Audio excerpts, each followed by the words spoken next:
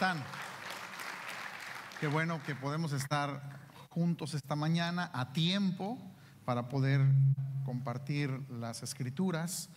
Yo quiero hoy hablarles de un tema que tiene que ver con todos, tiene que ver con lo que hacemos, lo que hemos vivido, porque el tema que estoy hablando esta mañana es gozo y paz cuando viene la adversidad.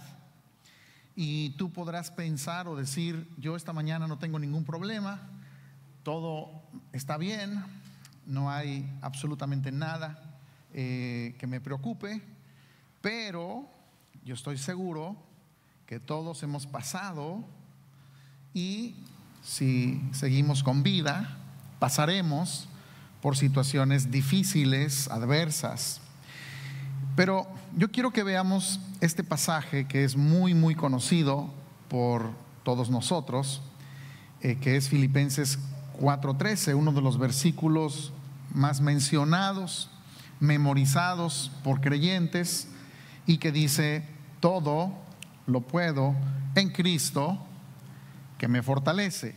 Yo sé que muchas veces hemos escuchado este versículo, la mayoría de ustedes posiblemente memorizado y lo han repetido en diferentes épocas, acontecimientos, eventos, experiencias de la vida. Y sería difícil encontrar a alguien que cree en las Escrituras y que no ha utilizado este pasaje para diferentes situaciones. Muchas veces se ha utilizado como si fuera un amuleto de la buena suerte, una especie de porra para autoanimarse a realizar aquellas cosas que uno quisiera, que uno quiere emprender, o a veces hasta locuras y caprichos que a alguien se le pueda ocurrir. Si yo quiero comprar un auto nuevo y no tengo dinero suficiente, no tengo o no gano lo suficiente, pero todo lo puedo en Cristo que me fortalece. Quiero pasar un examen en la universidad sin haber estudiado lo suficiente, pero todo lo puedo en Cristo que me fortalece. Si hay algún problema, lo cambiamos, bueno, si hay problema me dicen y utilizo el otro. Entonces yo decido ser flojo en mi trabajo, no ser tan efectivo y no hacer todo lo que debería de hacer, y con todo y eso pido un aumento de salario porque todo lo puedo en Cristo que me fortalece. Ahí dice, ahí está el texto. La Escritura lo dice claramente. El doctor me dijo: no comas grasa, tienes que bajarle a X los carbohidratos o a cierta dieta por el tipo de condición física que tengo. Pero veo una gordita refrita con chicharrón y yo digo: el doctor me dijo que no debo, pero todo lo puedo en Cristo que me fortalece, ¿no? Entonces no estoy trabajando, entro a una tienda de ropa y me dicen: buenas noticias, le damos crédito, lo que usted quiera comprar, todo es para usted, le extendemos crédito. Usted dice: no tengo trabajo, no importa, usted tiene un crédito, se lo podemos otorgar. Y entonces usted usa la tarjeta a su máxima capacidad porque todo lo puedo en Cristo que me fortalece. La velocidad que dice el freeway es de 60 millas, pero yo acostumbro a ir 85 y voy a 85 porque todo lo puedo en Cristo que me fortalece. Las llantas, bueno, en un Tesla sí se puede, pero bueno, las llantas están en mal estado, no están en buenas condiciones, todas lisas, pero con todo y eso yo decido irme con mis hijos pequeños a un viaje largo a alta velocidad, porque a pesar de que las llantas no están en buen estado, todo lo puedo en Cristo que me fortalece. No conozco las escrituras, casi no leo la Biblia, pero me dijeron que yo era pastor, me hicieron pastor en un grupo, y entonces le enseño a la gente porque todo lo puedo en Cristo que me fortalece. ¿Ah? ¿Qué les parece? Este pasaje la iglesia lo ha utilizado como ha querido. Es el amuleto de la buena suerte, es como traer un escapulario o como traer una estampita de no sé qué santo, y con eso pensamos que con eso nos va a ir bien. Porque yo tengo la calcomanía en mi carro, en mi auto, que lo pongo para que todo el mundo lo vea, que dice: todo lo puedo en Cristo que me fortalece. Bueno, este pasaje, Filipenses 4:13, no puede ser comprendido si lo sacamos fuera de su contexto. De hecho, es completamente mal interpretado, sacado del contexto, porque la gente puede darle cualquier interpretación, como las cosas que yo he mencionado el día de hoy. Es como si yo estoy en una manifestación pública en donde esta gente en esta manifestación está muy enojada porque son activistas y dicen que están siendo tratados de una manera inadecuada, y están hablando del racismo, y todo el mundo está muy enojado porque hay mucho racismo en la nación. Y entonces yo me paro delante de ellos y entonces hablo y digo lo siguiente. La primera parte dice, si lo pones, yo le digo a esta gente que está enojada: los remolinos de la revuelta continuarán sacudiendo los cimientos de nuestra nación. Y cuando ellos escuchan esto de mi boca, ellos dicen: wow, nos está animando a que hagamos y sigamos y que hagamos pleito y que gritemos más fuerte o que hagamos algo más grande. Bueno, quiero decirles algo interesante. Esta porción es solamente una frase, pequeña frase, del discurso de Martin Luther King que dio en 1963, cuando magistralmente él estaba hablando de lo que debería de ser la lucha pacífica de los afroamericanos y del sueño de ver una nación sin violencia racial. Pero esta frase está siendo tomada fuera del contexto, porque lo que él dijo en el contexto, ponlo, fue lo siguiente: los remolinos de la revuelta continuarán sacudiendo los cimientos de nuestra nación hasta que emerja el esplendoroso día de la justicia. Y luego después habla: tengo un sueño donde el negro se tome de la mano con el blanco y caminen juntos, y todo esto que ha quedado grabado en la historia. Pero una frase sacada de contexto puede decir algo completamente diferente, o puedo imaginar y darle una interpretación que yo quisiera darle. Así que todo ese discurso hablaba de paz, de una nación unida, sin odios. Pero, otra vez, yo pudiera interpretar cualquier cosa. Pues este famoso pasaje, vamos al siguiente otra vez, vamos a ver Filipenses 4:13, ha sido utilizado de esta manera, sacada del contexto, sacada de la idea del por qué Pablo escribió esta frase dentro de un contexto de una carta. Él no escribió una galletita de la buena suerte, dándole a cada creyente una porcioncita para que cada creyente abriera la galletita y a alguno le saliera: todo lo puedes en Cristo que te fortalece. No, él escribió una carta en donde en esa carta tenía una secuencia de ideas en donde era un mismo concepto y no eran frasecitas para la buena suerte, como muchas personas toman la escritura. Así que si estabas haciendo tus galletitas para la buena suerte, creo que podrías cambiar de idea. Bueno, no se refería Pablo,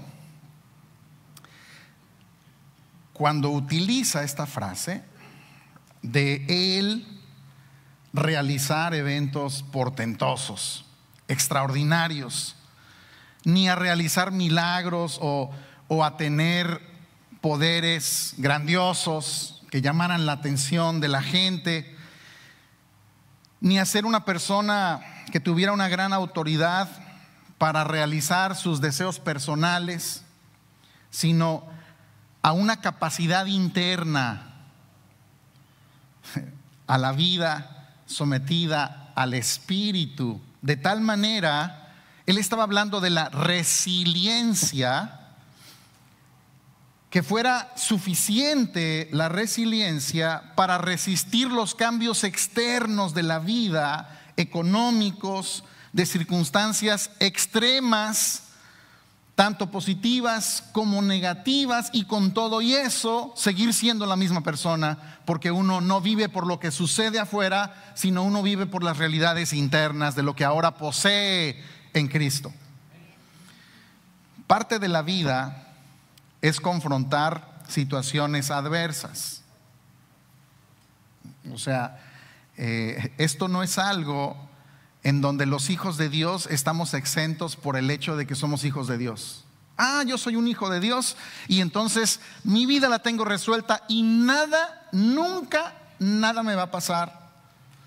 No hay ninguna base escritural para decir que si uno es nacido de Dios, las situaciones adversas desaparecen. No hay nada en la escritura que nos diga eso. De hecho, yo veo en la escritura que la gran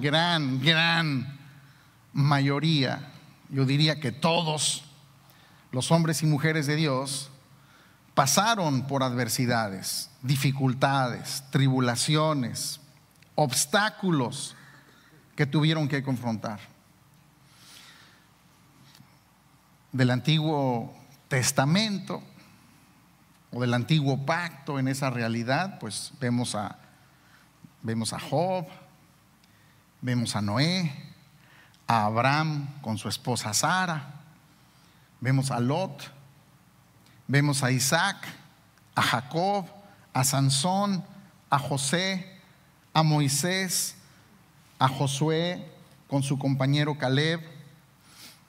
Vemos nosotros a David, a Natán, a Samuel, a Salomón, a Jonás, a Abdías, Amós, Jeremías, Isaías, Daniel, Ezequiel, Habacuc, Esdras, Nehemías, Esther, Joel, Miqueas, Nahum, Oseas, Sofonías, Zacarías, Malaquías y Juan el Bautista, el último de los hombres de Dios, caminando como un profeta, como un vocero de Dios en esa realidad del Antiguo Pacto. En esa realidad los hombres, todos, pasaron dificultades y todos tuvieron que prevalecer en fe, y su fe los hizo prevalecer. Bueno, pero eso era el Antiguo Pacto. Cristo no nos había dado la vida, ni estábamos en las realidades del Nuevo Pacto. Bueno, pues del Nuevo Pacto tenemos algunos que también pasaron por dificultades. Yo diría, más que algunos, todos. Mateo, Marcos, Lucas, Juan, Pedro, Santiago, Esteban, Epafrodito, del cual vamos a hablar en un momento, Onesíforo, Silas, Felipe, Timoteo, Tito, María. ¿Y qué decir de alguien que creo que es algo conocido y que escribió unas cuantas cartas? Por cierto, el autor de este texto tan famoso, que es el apóstol Pablo. Bueno,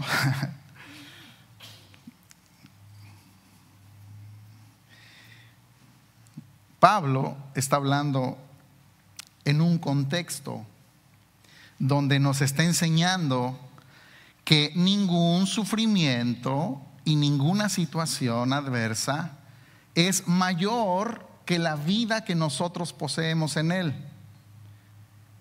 Que esa vida que poseemos en Él nos da la fuerza para prevalecer y continuar en medio de cualquier circunstancia. Pablo le está escribiendo a una iglesia que es la iglesia de Filipos o a los filipenses, y él está, cuando está diciendo esto, él está en la cárcel. Está en la cárcel. No está en un hotel de 5 estrellas, no está comiendo la mejor comida en un restaurante, no le traían del mejor restaurante de la ciudad. No está en esa situación. Entonces escribe desde la cárcel, y él está en el contexto desde el principio de la carta. Él está dando instrucción y toca diversos temas para que la iglesia de Filipos pudiera ser entendida y pudiera ser consolada.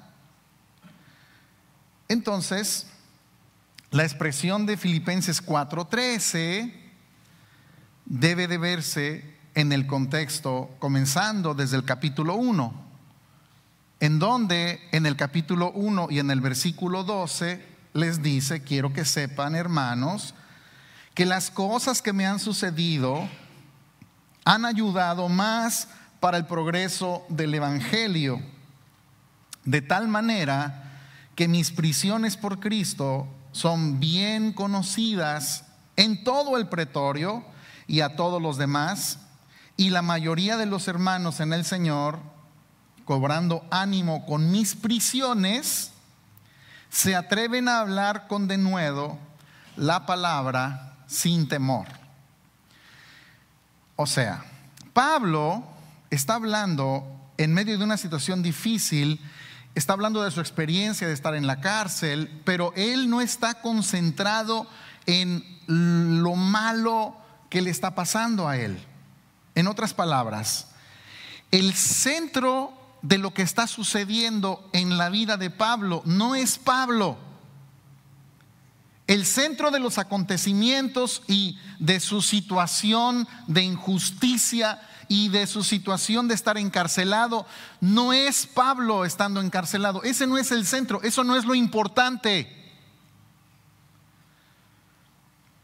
¿Por qué? Porque Pablo no estaba viendo que Dios estaba girando alrededor de él, sino que él veía que él estaba girando alrededor del propósito eterno. O sea, lo que me está pasando no es lo importante.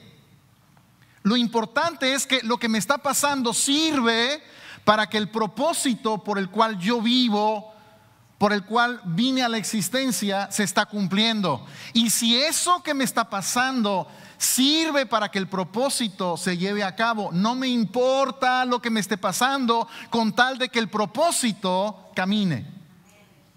Porque el centro del universo no soy yo, el centro del universo es Dios.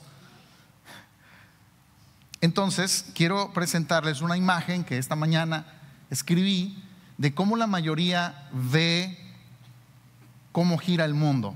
La mayoría de las personas se ven a sí mismos, sus días, la noche y el día, en donde ellos son el centro, ellos son el mundo, es el núcleo de todo, y Dios está girando alrededor de sus vidas.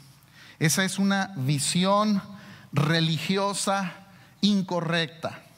Esa no es una perspectiva correcta de lo que los hijos de Dios deben de estar observando. Bajo esta perspectiva, Dios existe para mí. Soy el centro del universo. O sea, todo el universo gira alrededor de mí. No, ni siquiera la Tierra gira alrededor. O sea, la Tierra gira alrededor del Sol. La Tierra no es el centro del universo, ni tampoco tú eres el centro del universo. Bajo esa perspectiva, todo gira alrededor de mi vida. Entonces Dios, en esa visión, en ese concepto, Dios está vigilando todo lo que yo haga para complacerme, cuidarme, para protegerme, para bendecirme. Si yo hago cualquier cosa, Dios está nomás esperando a ver, ahí te va la bendición. Y entonces toda la gente está a la expectativa de, a ver Dios, hoy ¿cómo me vas a bendecir? Porque yo soy el centro de tu atención y tú giras alrededor de mí.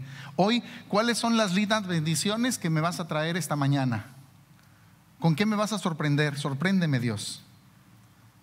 Me despierto y me espera un día lleno de bendiciones porque Él se mueve alrededor de mí.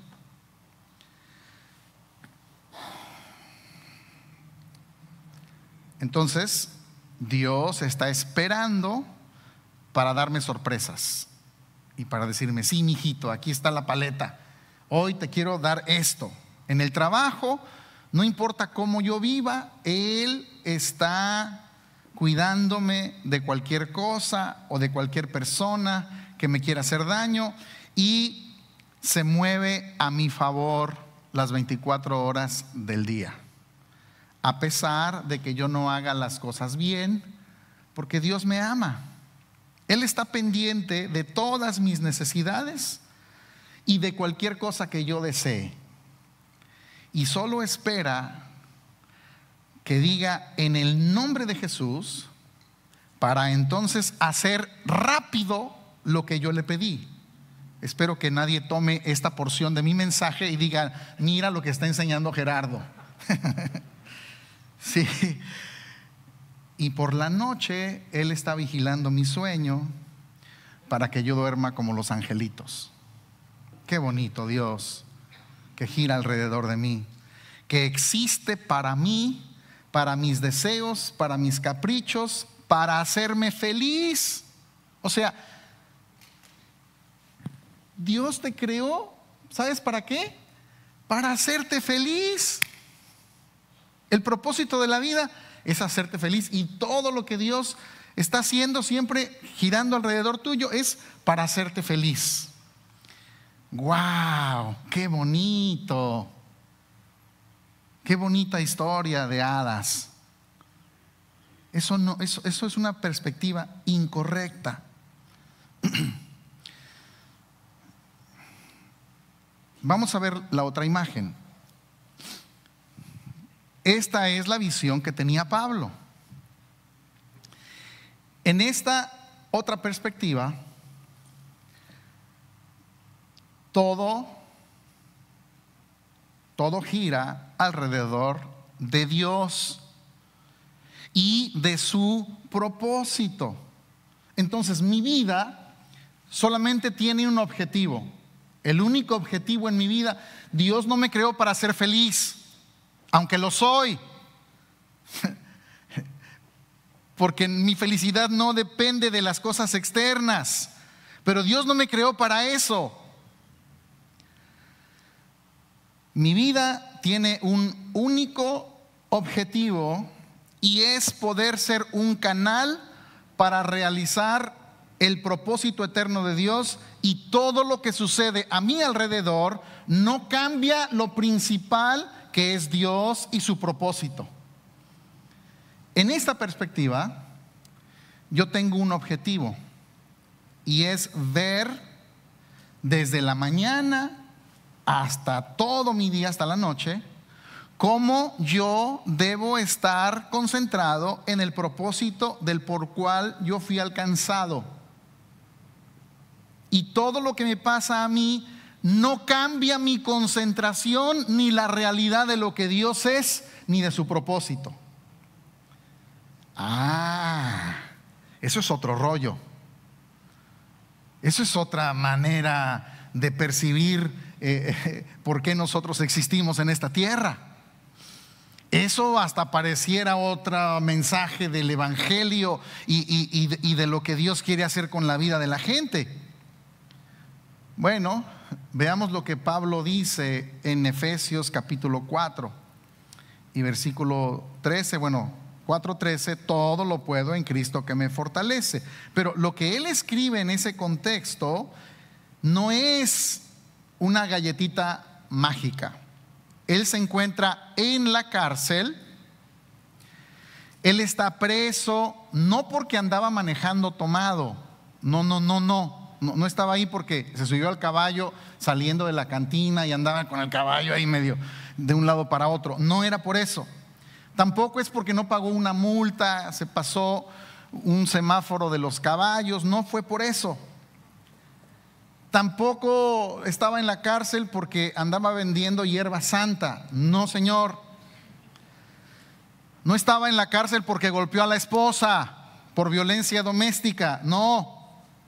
Estaba en la cárcel por causa de compartir el mensaje. Y los enemigos del mensaje lo acusaron falsamente. Y está en un proceso de ser juzgado.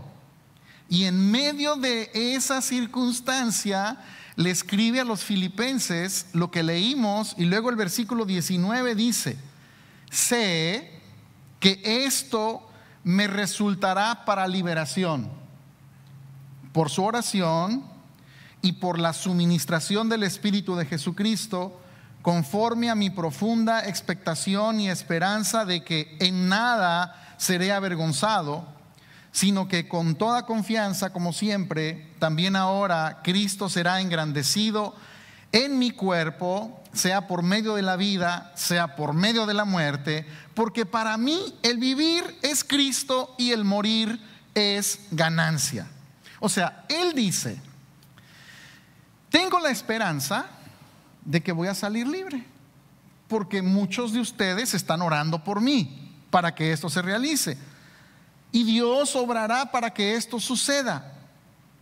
Al final yo no voy a ser avergonzado, porque aún si yo llegare a morir en la cárcel, Cristo va a ser engrandecido. O sea, su propósito sigue en curso. El mundo no entra en crisis porque yo me quede en la cárcel. Su propósito seguirá, porque mi vida gira alrededor de Dios y mi vivir es Cristo. Y si muero, sigo saliendo ganando por causa de la esperanza que yo tengo en Cristo. O sea, no importa si salgo o no salgo, tengo la esperanza de salir. Yo sí quiero salir, pero la realidad, si yo salgo mañana, o si salgo en un mes, o si voy a salir en 10 años, o si nunca salgo y me muero en la cárcel, Cristo sigue siendo mi vida, y si muero sigo saliendo ganador, porque lo importante no es lo que pasa en mi vida, sino Dios y su propósito. Y lo importante no es lo que sucede fuera, sino lo que está sucediendo dentro de mi vida. Y es a donde voy a ir un poco más adelante. Verso 17 dice: y aunque sea derramado como libación sobre el sacrificio y servicio de su fe, a ver si estoy leyendo bien, me regocijo. O sea, no sé, yo tengo esperanza de salir, pero puede ser que no salga, puede ser que salga con vida o que salga muerto, pero si mi vida es derramada como si fuera un sacrificio, si al final lo que Dios quiere hacer con mi vida para el beneficio y el propósito eterno es que sea un sacrificio,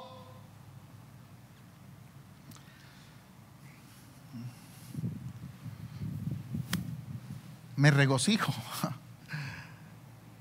y comparto mi gozo con todos ustedes.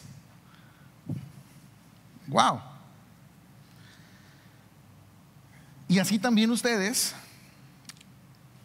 regocíjense y compartan gozo conmigo. Si Dios escogiera que yo sea un sacrificio presentado a muerte para Él, eso no quita mi fe, ni tampoco quita mi gozo. Y les está enseñando a los filipenses que en medio de la cárcel, que no es la suite del hotel, ni es la mejor comida del mundo, no es el restaurante de moda, él no está llorando y él no está quejándose de la situación, no está siendo el mártir, no está diciendo pobrecito de mí, miren en lo que vine a parar, sino que él está viviendo con gozo en su espíritu y les dice: tengo hasta para compartir y quiero que ustedes vivan de la misma manera. Quiero compartir con ustedes lo que yo tengo, este gozo. Quiero que ustedes entiendan el gozo con el cual yo vivo y que ustedes también lo posean. Porque yo no vivo por las realidades de lo que me sucede en lo físico. Mi realidad es otra. Y mientras nosotros no aprendemos a vivir en esa realidad en la que Pablo vivía, todas las circunstancias, aún las más pequeñas de la vida, las vamos a ver como un gigante invencible y como un problema tremendo y como una crisis que no podremos sobrellevar.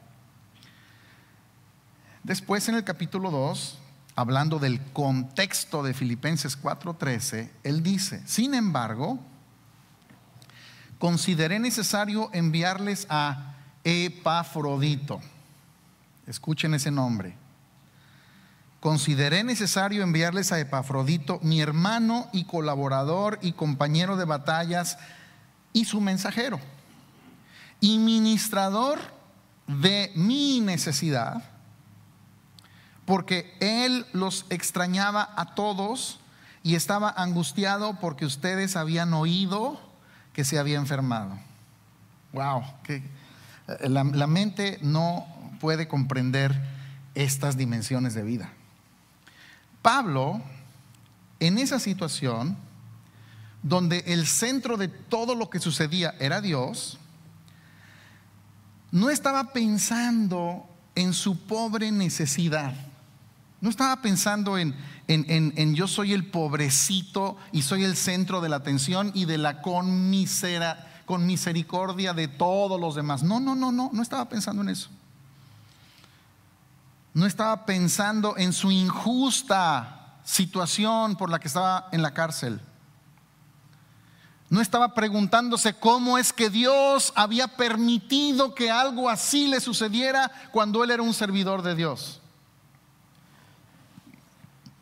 sino que su preocupación no era su vida, sino los que estaban en Filipos.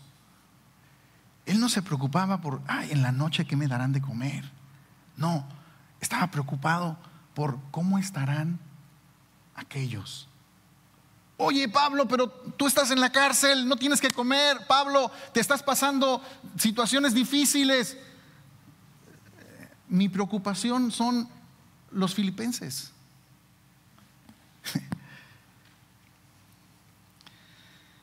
Y decidió enviar a la única persona que en ese tiempo le servía para llevarle comida, atender alguna necesidad, darle una visitadita personal, llevarle una torta, hacerle un taco.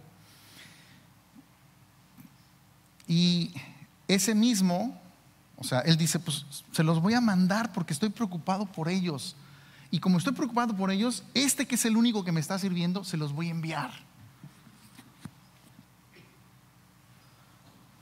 Otra dimensión de vida, otra realidad, otra condición, otro paradigma, otra forma de percibir las cosas, otro sistema de valores. Porque la otra cosa es que este mismo Epafrodito también era un mensajero de la palabra. Entonces Pablo dijo, se los voy a enviar para que él pueda ser consuelo a ellos. Y este hombre que le servía a Pablo había enfermado hasta el punto de la muerte. O sea, una mañana Epafrodito no se presentó con los tacos de huevo con chorizo. Y Pablo dijo, ¿qué pasó? Me dejó con ayuno Epafrodito. Y en la mediodía no llegó con el caldo de res. Y en la noche la pupusa recién hecha tampoco llegó. Y dijo, ¿qué pasó con Epafrodito? Pues Epafrodito estaba enfermo a punto de morir. Y Epafrodito, a su misma vez, estando enfermo, su preocupación no era su enfermedad. O sea, él tenía un apóstol y un maestro, Pablo. Él había aprendido una forma de vida, una manera de la expresión de Cristo, y estando enfermo, su preocupación no era, híjole, ahora cómo la voy a hacer. No, en medio de la situación, su preocupación, era otro loco, su preocupación era los creyentes de Filipos. Y yo a ustedes les digo, ahora sí, que alguien me explique, porque no tiene explicación lógica. Estos dos cuates no actúan con la razón. Entonces Pablo le dice al de las tortas y los tacos y las visitas, al que se había enfermado y que apenas se había recuperado, que casi había entregado los tenis, y para los que no son de México dicen, ¿qué es eso de entregar los tenis? Es lo mismo que estirar la pata o irse de minero, para que entiendan. Pues a este mismo Epafrodita le dijo, ve a los de Filipos. O sea, no importa, Epa le decía así de cariño, Epa, no importa si me quedo sin las tortas y sin las pupusas unos días, porque ahorita lo más importante es ir a consolarlos a ellos. Porque cuando estabas a punto de morirte, tú Epafrodito, les causaste una preocupación a ellos, no porque te estabas muriendo, sino porque tú estabas preocupado por ellos.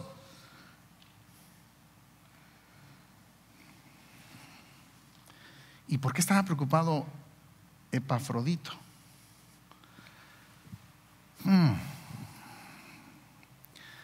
Ciertamente estuvo enfermo a las puertas de la muerte, pero Dios tuvo misericordia de él, y no solo de él, sino también de mí. O sea, las tortas y las pupusas van a seguir, para no tener tristeza sobre tristeza. Así que lo envío con gran urgencia, para que al verlos ustedes les sea devuelto el gozo, se vuelvan a regocijar, y yo, Pablo, esté menos triste por la tristeza de ustedes. Epafrodito estaba angustiado. ¿Por qué?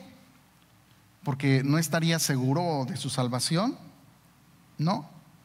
¿Porque no se quería morir? No. ¿Porque estaba joven y quería casarse? Tampoco. Sino estaba angustiado. Estaba angustiado. Sigue, pon el siguiente pasaje. Antes, ponme el 26 allí. Estaba angustiado, ¿sí? Los extrañaba a todos y estaba angustiado. Epafrodito estaba angustiado porque ustedes oyeron que se había enfermado. Esta palabra angustiado en el original griego es ademoneo,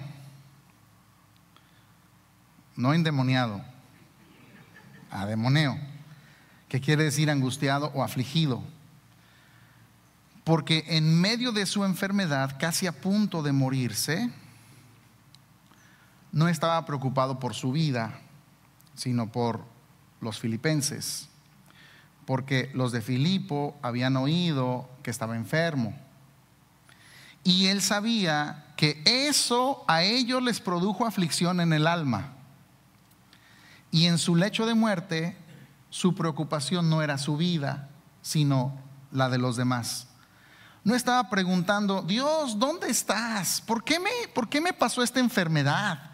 Yo que te sirvo, y yo que sirvo al apóstol, al siervo de Dios, y tú me mandas esta tremenda situación. ¿Por qué me pasó esto? No, él no estaba preocupado por ninguna de esas cosas, porque él sabía que Dios no existía alrededor de él para suplir todos los caprichos de su vida.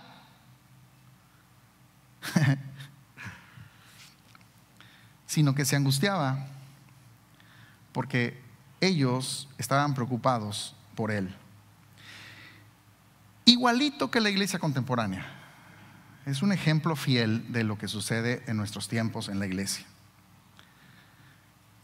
Filipenses 2:27, ahora sí. Y ciertamente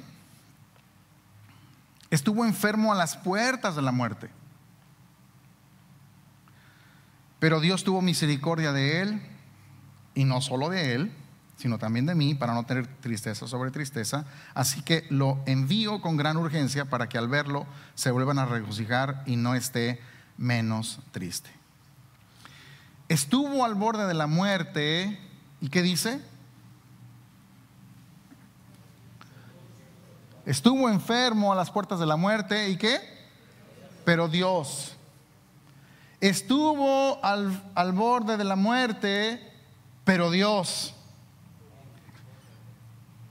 Tú tienes un grave problema, pero Dios. Parece que no la vas a hacer, pero Dios. Cuando ya no existe una salida humana a la situación, debemos esperar un pero Dios, no porque Dios se mueva alrededor de nosotros, sino porque es un efecto de la vida que ahora poseemos en Él. Siempre esperamos un pero Dios en medio de las cosas que ya no se pueden resolver, y si no viene un pero Dios, que se haga su voluntad y Dios sigue siendo glorificado.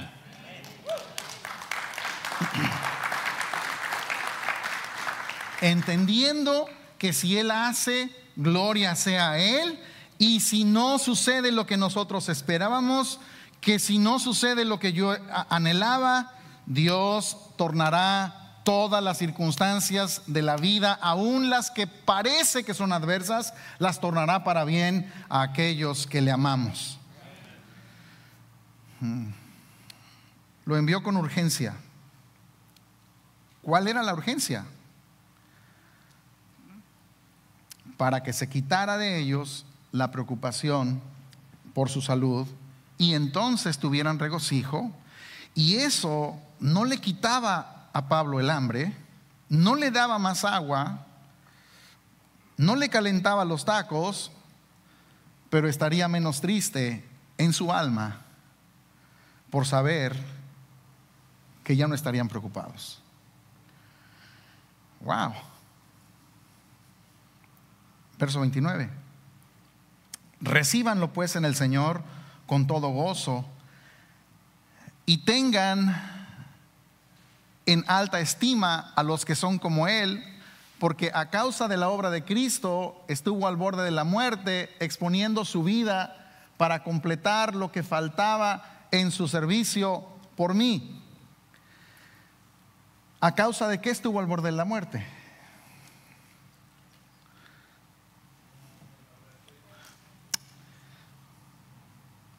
A causa del propósito.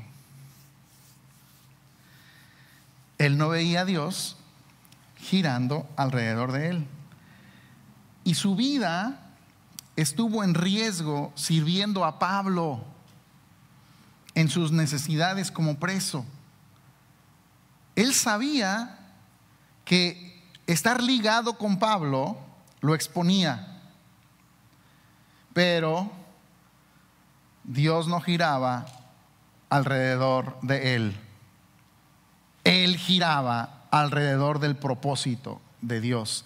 Y si dentro del cumplimiento del propósito de Dios incluía el riesgo de morir o de enfermarse, él lo haría con gozo, sabiendo que Dios tenía que ser glorificado. Filipenses 3:1. Contexto para llegar después a Filipenses 4:13. Por lo demás, hermanos míos, regocíjense en el Señor. Pablo sigue hablando de regocijarse y del gozo y de la alegría en medio de su situación. Regocíjense en el Señor. A la verdad, no me es molesto escribirles las mismas cosas, y para ustedes es seguro. O sea, Pablo habla de un tema reiterativo del gozo en el Espíritu, que no tiene que ver con la condición del alma, ni tampoco tiene que ver con la condición física en la que él se encuentra. Filipenses 4:4 dice Pablo: regocíjense en el Señor siempre. Otra vez lo diré, regocíjense. Wow.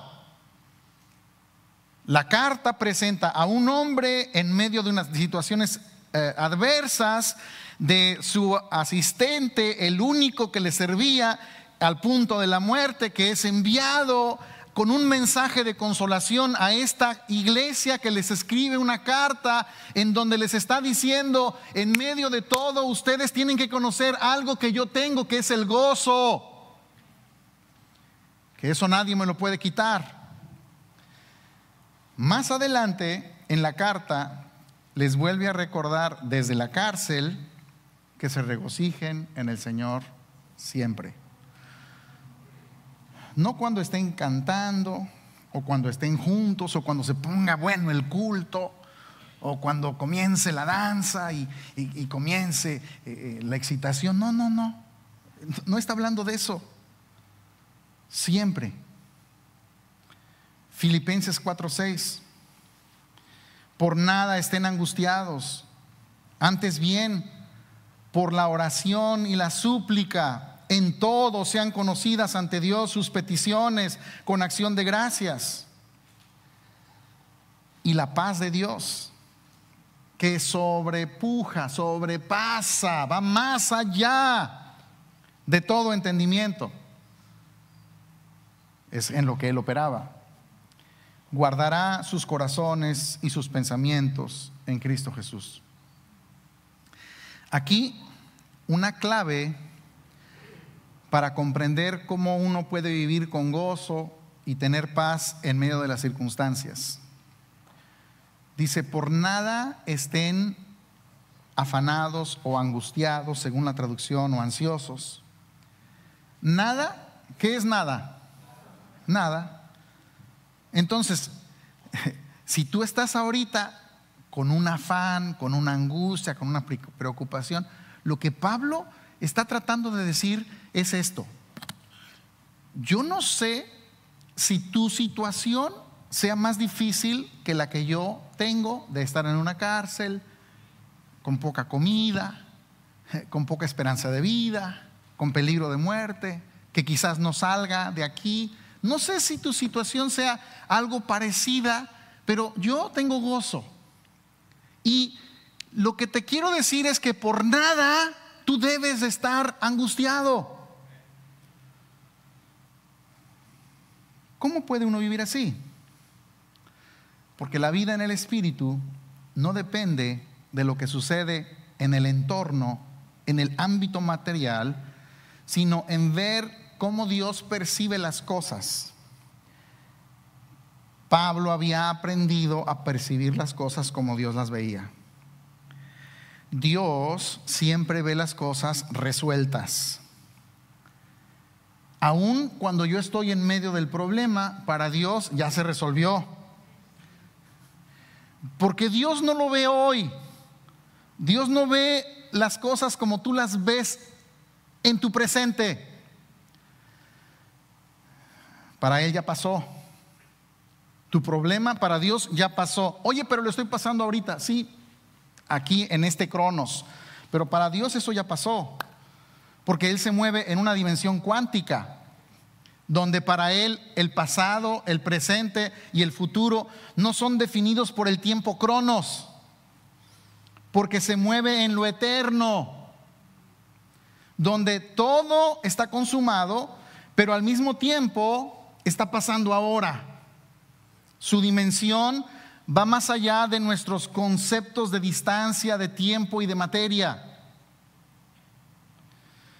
Por lo tanto, tenemos que aprender a percibir las cosas como Dios las percibe, a vivir la vida en el Espíritu, a aprender que la realidad no es lo que ven nuestros ojos, que es, como dice la Escritura, es más valioso, tiene más valor, tiene más permanencia lo que no se ve, porque lo que no se ve es eterno, pero lo que se ve pasa, cambia, se transforma.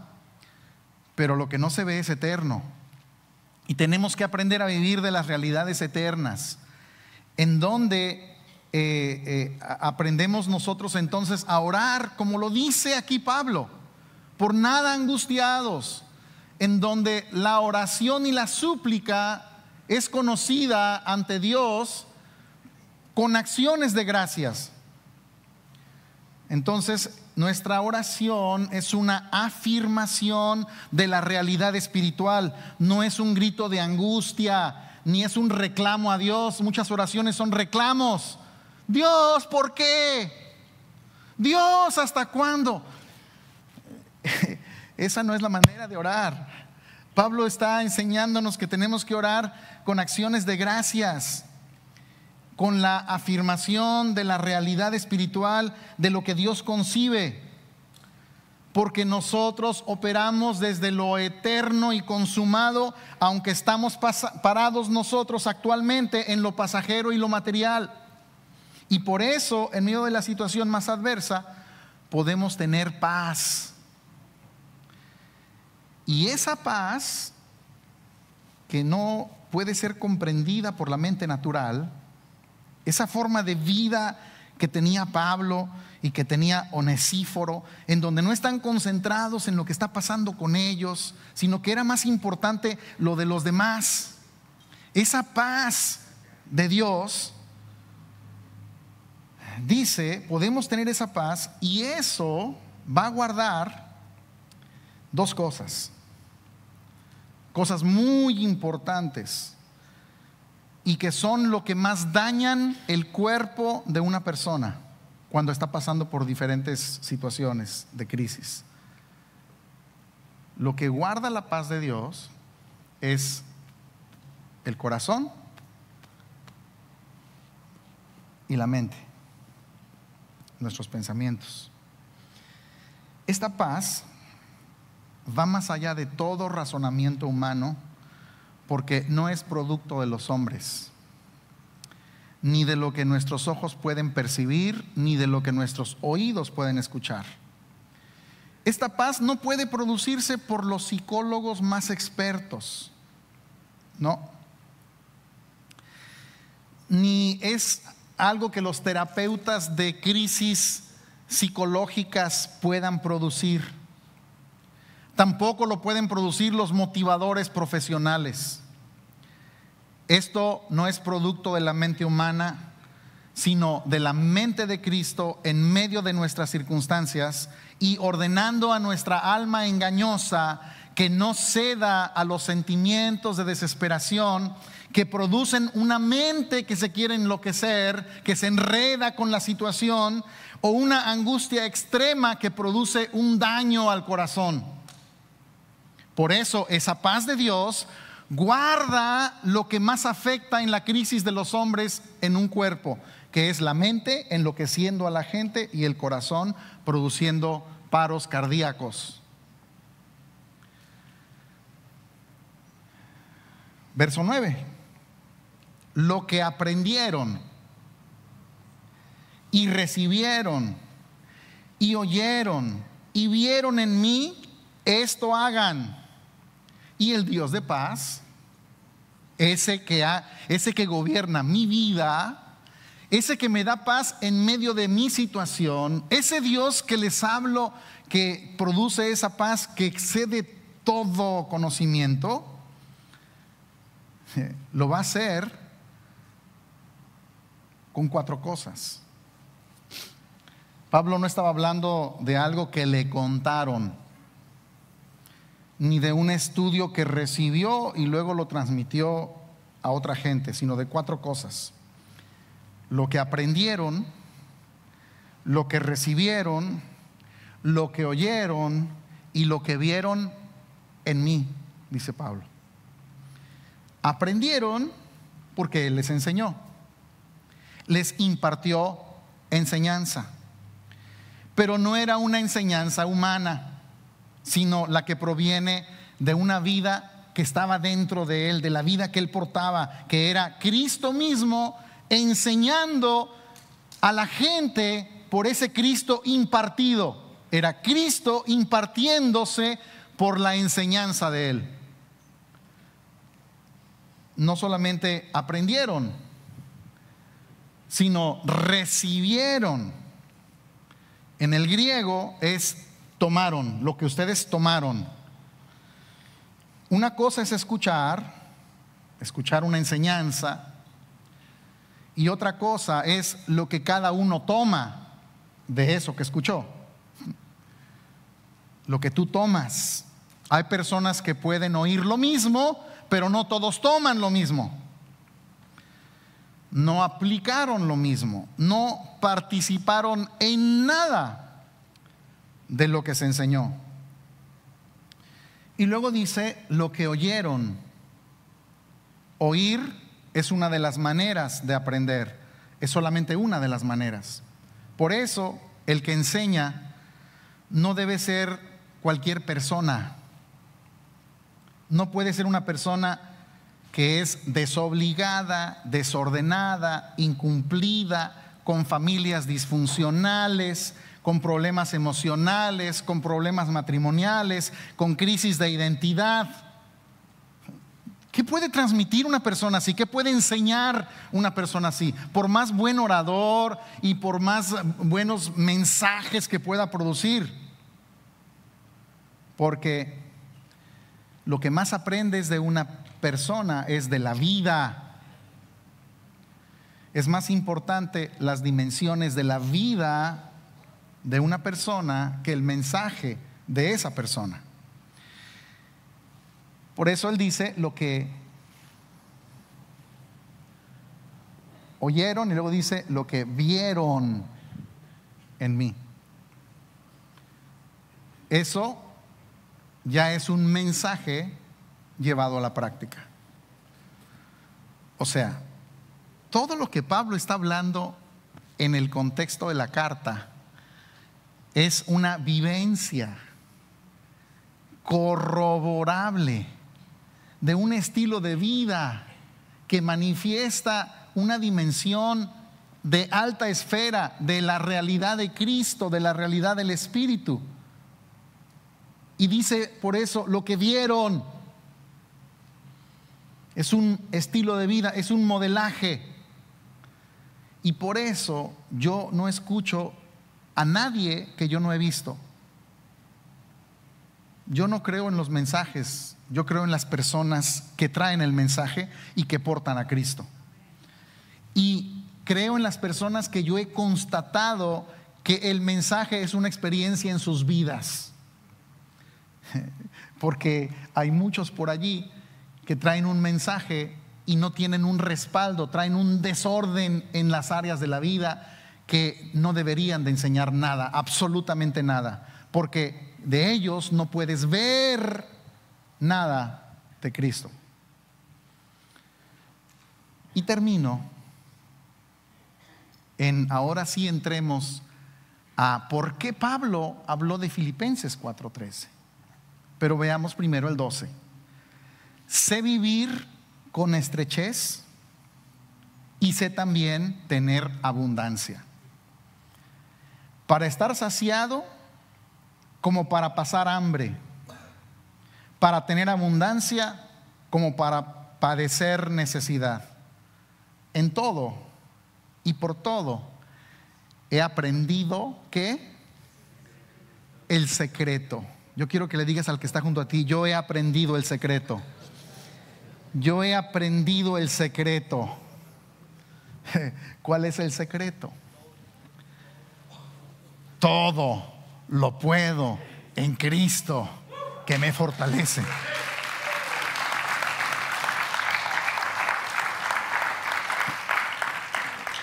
Todo lo puedo en Cristo que me fortalece no es una frasecita mágica de invocación para los caprichos evangélicos.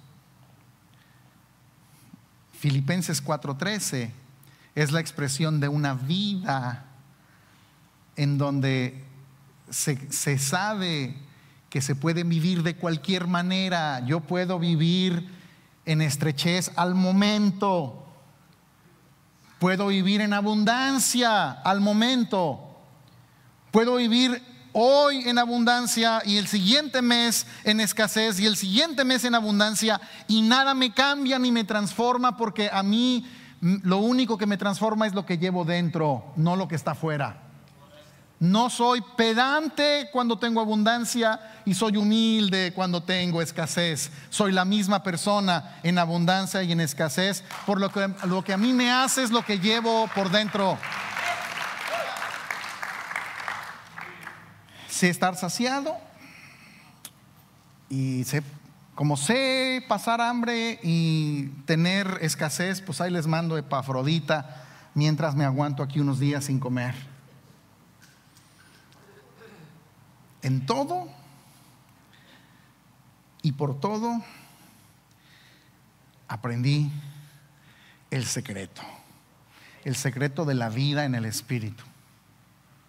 Es en Cristo, es en Él, es en la vida interna, es en el que portamos, es en la realidad de lo que poseemos que nuestra vida está anclada.